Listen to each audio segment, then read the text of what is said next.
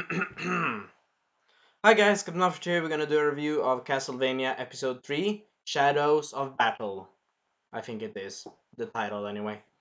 Anyway, we begin with Hector as a flashback when he was a boy, and he was on his father and mother's village, and he was, a bit sad, but also, having a good time being outside with nature. He enjoys nature a lot, and he likes animals more than people because the people are assholes to him.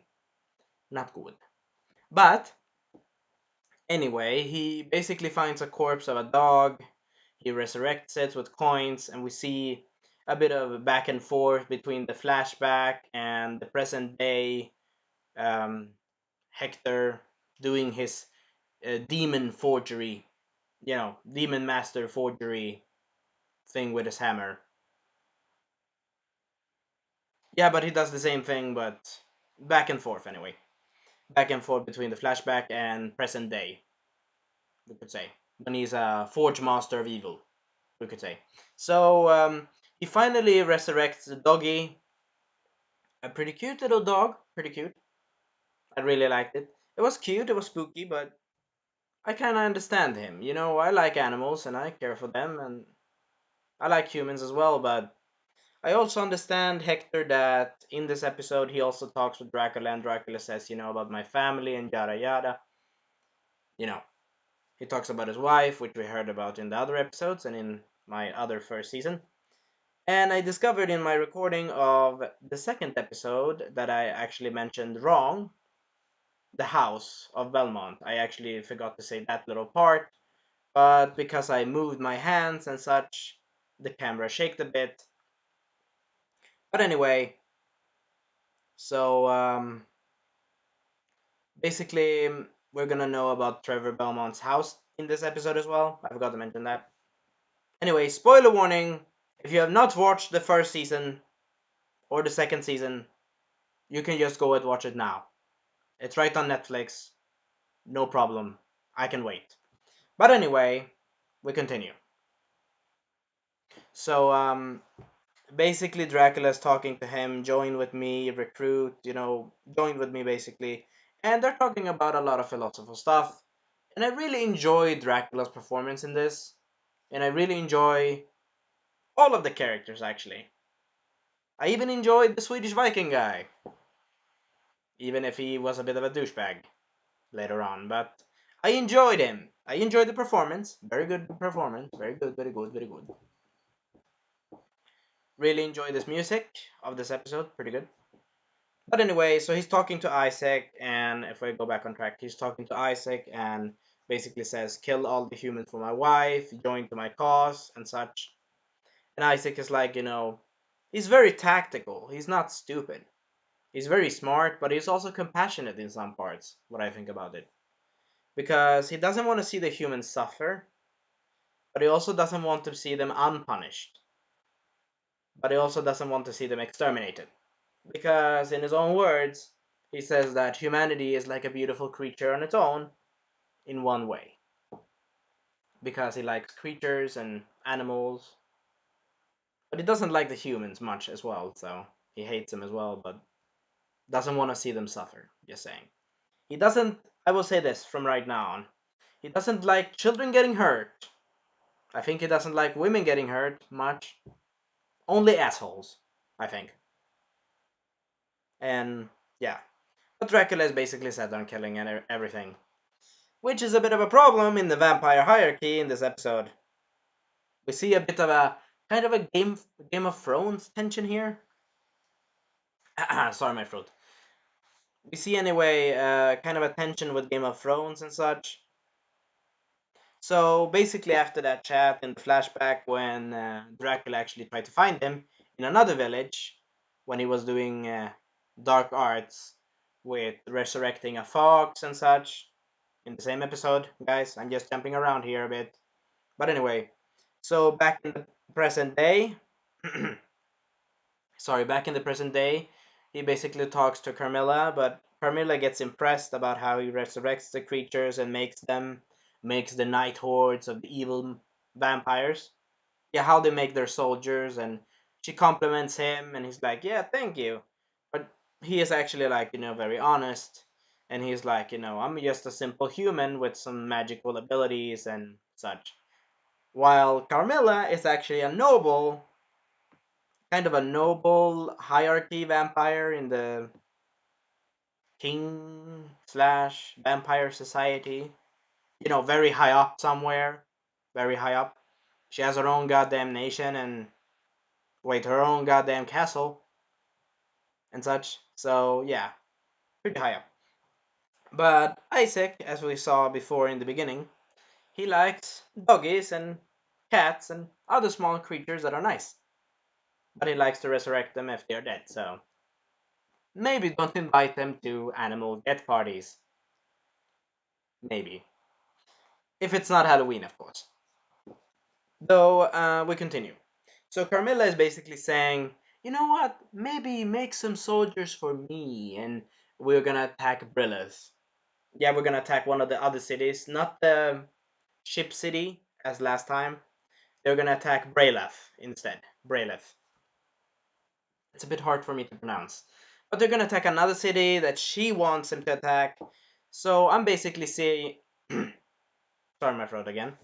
I'm basically saying or seeing a bit of threads here, and she's basically like, "Be my little puppet," basically, and she's basically like trying to manipulate Hector, which she's trying to do, and it's a bit of Game of Thrones thing, as I said before, with Godbrand and her planning behind Dracula's back because she actually says in the episodes that Dracula is weak, like a weak man. I went to the nation of Dracula to find a strong leader, and what do I find? A weak, decrepit old man. To be fair, I must say, all very good performance of all the voice actors of the show. Unfortunately, we don't get much words from the other vampires, which were the vampires from India, the vampire from China, and another vampire guy with armor. That's a bit unfortunate, but you know, sometimes you win, you lose, as they say. But it's nice that they were included. That's nice. Anyway, so basically, Carmilla is plotting in a little stab Dracula in the back kind of a plot. And she is actually commending a lot of skill for Isaac, and he likes it. But he's also like, talking about Dracula that he is a broken shell of a man. You know, the last embers of a man. Which is like, he feels sympathy for Dracula, which I understand. I also feel sympathy for him, but I also don't like his, yeah, basically do genocide on humanity. Not a good idea, but I understand why, dude. I understand why. Yeah, pretty sad. But I understand him. I feel sympathy for all the characters most of the part. Anyway, I also like Isaac's little puppy, which is a French little bulldog, or a type of little French schnauzer, or it's a very nice, cute little dog that's a animated undead. And he called that little doggy Caesar. Aw. And it's unfortunately we don't see it more in the show. We see it a bit a couple of times more, but then we don't see it in the show. Hopefully it comes back. Maybe it will save him. Who knows? That's a bit of a spoiler, but he will save him, I think. I think the little doggy Caesar will save him eventually. Anyway, I also like how he controls the monster. He basically does like a type of Jurassic Park thing where he basically touches the creature and calms it down with his eyes, and the creature's like standing like and then he's like standing like, just be calm, I'm nice, obey my orders, and you will be fine. And the creature's like, yeah, fine, all right, just fine, nice, yeah. And I like Isaac's outfit. I also like, I like most of the show. I really enjoy it. For me, I give the show 10 out of 10, no questions asked. And I also really like the part where basically the vampire Godbrand is challenging vampire Dracula. And he's like, yes, do you challenge my authority? And he's like, yes, I don't want to eat pig blood, goddammit. I don't like that. That's disgusting. Yeah, he has taste at least. But Seriously, I don't want to get close to him. Because one thing I don't like about Godbrand much, he makes people out of boats. Not a good idea. But it's nice that he's a Viking. I like Vikings. Anyway, I forgot to mention, damn it, I've talked about the villains much. So, this is a bit of a longer review. So we're gonna jump into the episode again, and we're gonna jump in with the heroes now. So, the heroes in this episode, I forgot to mention that. I talked about a lot about the villains in the beginning and some of the parts of the end of this episode. Sorry. Anyway, so the heroes, Trevor Belmont and Alucard and Sypha, are coming to the childhood home of Trevor Belmont. And while they're passing by the childhood home, they actually meet a little old friend from Belmont's past. A nice little beautiful tree where he was playing and having a little fort and playing as a ship and, doing child stuff and enjoying and having his little tree friend. And then he says a little sad thing. Goodbye and good night, my old tree friend. When they pass it by, of course.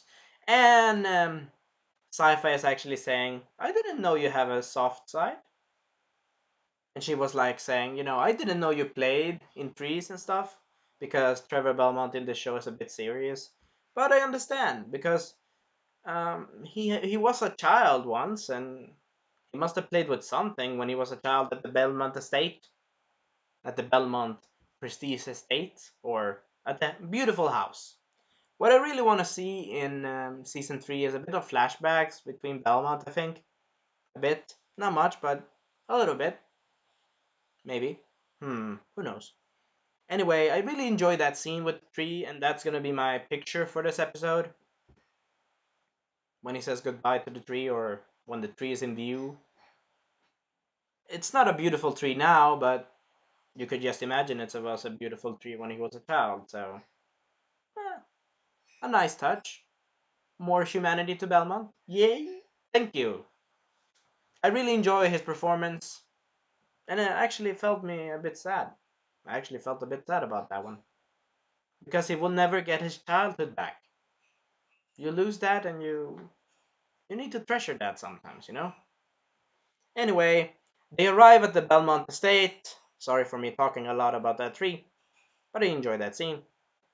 So, they arrive at the estate and they're trying to open it and they're arguing about opening it, and Alucard is basically saying is nice, or basically Alucard and Trevor is basically blah blah blah chatting amongst each other, and basically not blah blah blah, but more of it like sorry, but more of like they're asking him when was it you were away from your home estate, and he was saying maybe 14, maybe 12, maybe 13, and Alucard actually said, sorry for me saying that other part, but Alucard was saying, I had a better childhood than you, and he's like, Trevor Belmont did a clever thing against him, saying, you were the son of goddamn Dracula, and they're all laughing, a bit of a dark humor joke here, but eh, they need to laugh at something, because it's a sad situation, but laughter can actually help you something. Laughter can actually help you if you want, you know, even if it's a bit of a dark humor against Alucard. But I really like Alucard's outfit and really like his personality, and I really like Trevor Belmont. I don't dislike anything of this show, pretty much. I like it. It's good. I watched all episodes in 2 days or 3 days, I think it was. That's a really dedication for my part. And the thing is, I've only played Simon Belmont video game on Nintendo, not the other games, alright? I'm not a super fan of Castlevania, but I really enjoy this episode and this show. That's saying something.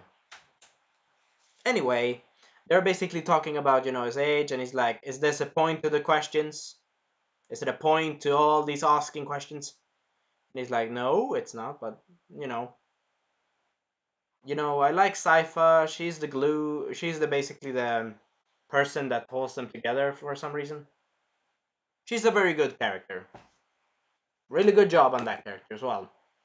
Anyway, they're talking about his estate around the ruins, and we actually see the estate, and it's kind of pretty, it's pretty screwed over, but it still could be rebuilt. Maybe they will do that in season 3. Who knows? Anyway, so they found the secret where they need to go, and they find a special uh, underground chamber locked with a magic door.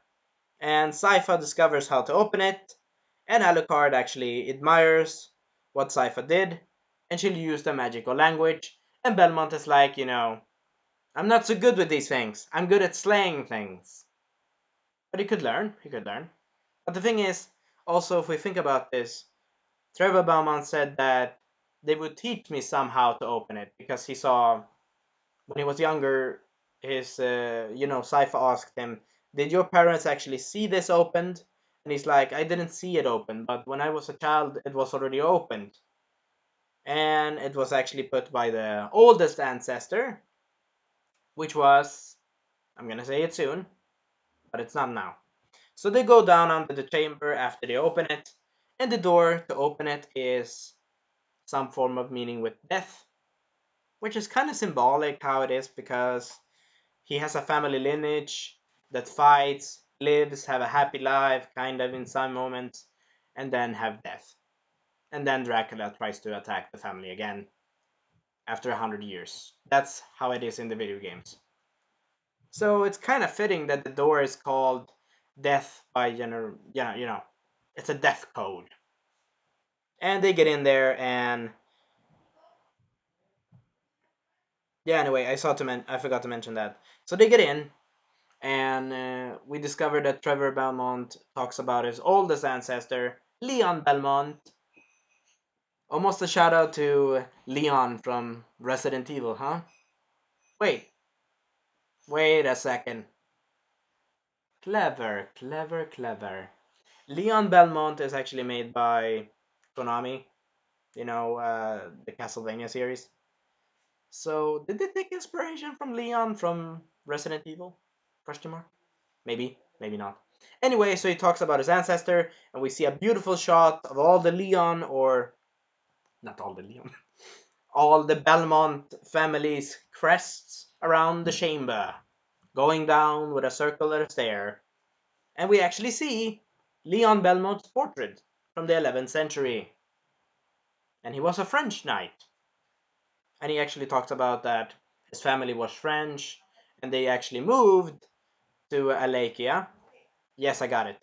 They actually moved to Valakia anyway, and yeah. Anyway, that's my mom. She has a bit of a problem with her leg, if you're wondering. But anyway, so anyway, he basically talks that Leon Belmont moved to Valakia to hunt down Dracula and the monsters and other monster creatures from Dracula's armies. Basically, he says we're professionals, and Alucard is basically saying his nice, very cute, or not cute, but kind of insulting, but kind of charming one liner saying, "Oh, were you hunted away by angry villagers with pitchforks?" It was like, please. Trevor is like, "Let me punch you in the face." But he was like, "Yeah, calm down." And he's thinking, like, calm down. Don't punch him just now. And he says sarcastically, "No, we were professionals and we were going, we were hunting our business." And after that, we see the whole library in a cool shot, and Sci-Fi is very surprised. Anyway, I really enjoy Sci-Fi, and I really enjoy the characters. And I really enjoy this library scene because we saw some things. And actually, we saw some things from Castlevania. For example, we saw some skeletal snakes. And I even discovered when I looked at the episode again, I watched it again. Actually, I watched it right now. And I actually saw a potion of some sort. Anyway, I really enjoyed the music they used for the scene when they came into the Belmont estate on the ground. On that, when we saw when we saw the Leon Belmont portrait. They really used a beautiful choir piano music. They really used very good music in this episode. Two thumbs up for that one. Anyway, so we see a lot of Easter eggs and a lot of references, if you catched it up. But I enjoyed it. I just watched it, you know. I just enjoy the library, how he talks about it, you know. I'm the last one on my line. I'm the last one of us, of all my family's knowledge. He is not so smart, but he's pretty smart enough. But he's very good with weapons. He's not good at reading magic. He's not good at reading stuff. But that's why we have sci-fi in the side as well. Belmont is the muscle, and Saifa is the smart one, in this opinion, or in my opinion. And Alucard is the agile character, pretty much. Anyway, so he basically reminisces about everything, searches and looks around, and we actually hear an opinion about Alucard talking, you know. I don't like to see all the vampire skulls in this section because it's like, yeah, they have a dedication to hunt our generations of my species. It was basically, you know, like, don't really like this place much, but I like it anyway, but don't like it so much. Alucard actually said this.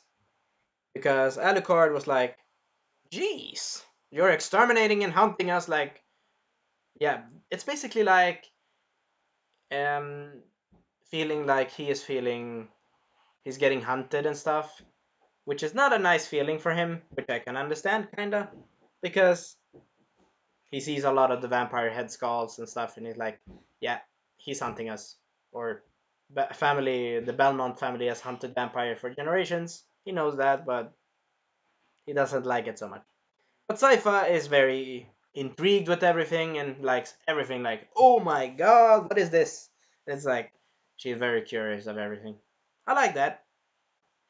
You know, I like curiosity, and she likes a lot of the lore. She reads it. She listens to it to find it, or not listens to it, but you know, reads it to find the solution to their problem.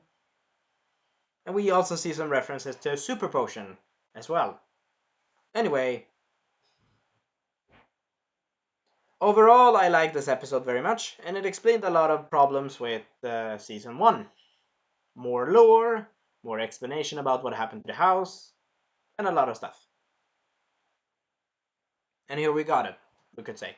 And Trevor Belmont finds the ultimate weapon, the Morning Star, and he's like, "Yes, I didn't believe it was even here." And he's like, "Yay, a beautiful thing!" And he's like carrying it, like, "Ooh, such a beauty." And Sci-Fi is like, "That old, that old thing, seriously." She's like, ah, "That old thing, what the hell?" And she's actually very curious of Belmont. I can say this: Trevor and Saifa, really good waifu, really good wife, because she's gonna be technically his wife by the game's logics, I think. Yeah, I think that's it, by the game's logic anyway. But she's very curious and she's very supportive. In this episode, sorry, my throat. In this episode, she was very supportive in kind of a way. And she was like, "What did you find? Oh, I didn't hear you. You were so curious, Belmont. You're making me nervous. You were super curious." He was like, "Yes, I found it." When he found the Morning Star, he was like, "Ooh, don't make me afraid, Belmont," because, you know, she always heard him as like, I need a beer, or kind of negative because he doesn't know how to express himself very well. But he's starting to do it very good. Very good character development in this episode. He's starting to open up more. Trevor Belmont, I mean. And Alucard as well. A bit. I like their jokes. I like their interactions. They're not a full complete team. They're not fully completed forged, but they're getting there. They're getting to be fully completely forged friends. Soon enough, I suppose. And basically, like, my opinion of this episode is 10 out of 10, no questions asked, in my opinion.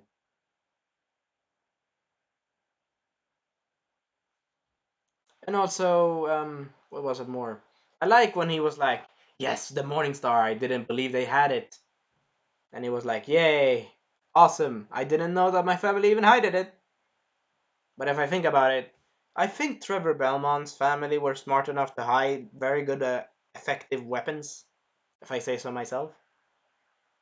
Because if you think about it, oh, I forgot to mention, what was it? Ah, Trevor mentioned Leon Belmont again about the generations and about how much knowledge. And he even mentioned to Saifa when she was reading a book in in the library while I'll sorry my throat again. While Trevor Belmont was, searching for the weapon before. This was before he got the weapon. She was like reading the big giant Wikipedia book about everything about Dracula's castle. And she's very amazed of it as well. But I really enjoy that they had a nice representation of the weapon itself and how he opened it. And even the music, because the music came back, the same music when they came in. And I really like the Morning Star's look. Very good job, animators. Very good job, music staff, and voice actors and everything. 10 out of 10, no questions asked. I've said it 3 times and I don't care. Anyway, I hope you enjoyed my review. Have a fun time and enjoy. Captain Alfred signing out. Auf Wiedersehen. Au revoir. Also, P.S. I really enjoyed the part of Camilla when she basically killed the evil Dracula vampire that had her hostage. Pretty cool. Pretty cool way.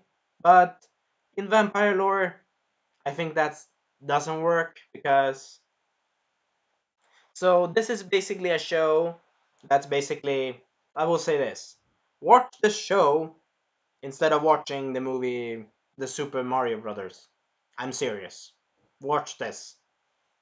But in vampire lore, you cannot, if you're bited of a vampire and you're basically his subject or whatever, or his personal connected soul ally. You cannot kill a vampire leader like this. But maybe they changed it a bit, so yeah. But really cool scene. And she says, as I said before, she says, I will not be taken over by a man and an evil tyrant. But technically, you're becoming an evil tyrant yourself. Touche. Anyway, we see you next time. Ad Wiedersehen.